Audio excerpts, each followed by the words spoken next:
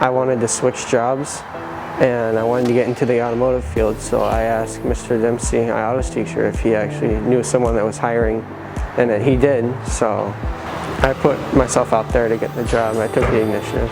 Well, I was going through the auto shops in school, and I decided that I wanted to work at a shop, so I went around one day because I needed a job, going to like shop to shop, and then I ended up talking to Dave a lot and had to come back a few times and then started working here. What I learned at the school helped me at my job right now at Mastertek. It helped me be able to do my job, and I learn a lot more than I have in the school. Normally I try to get here after school as fast as I can, and then I get dressed and ready for work, and then most of the time I go up front and some of the service writers will immediately have something for me to do.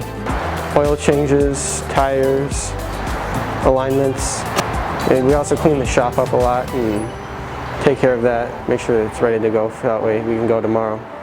Well, we talked about a lot of stuff in class, and like some of it we didn't have the tools to do it actually in school.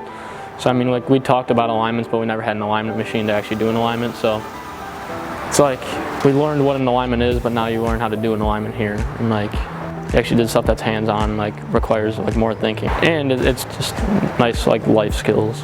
I want to be a technician for the Air Force, so work on planes. So because working on a car or an airplane, I mean, you're still working on stuff, turning a wrench, so it's gonna help you in some way. If you like to figure stuff out, like the guys that work here always help you out, but a lot of the time it's trying to figure stuff out on your own first, and it's a good time. I like it. Yeah, I feel like I'm ready because I have helped myself here at Mastertek and learned just like the basics and understanding the knowledge of vehicles and stuff like that, and a lot more than what I taught myself, so that way I can somewhat be prepared for what's to come in the future.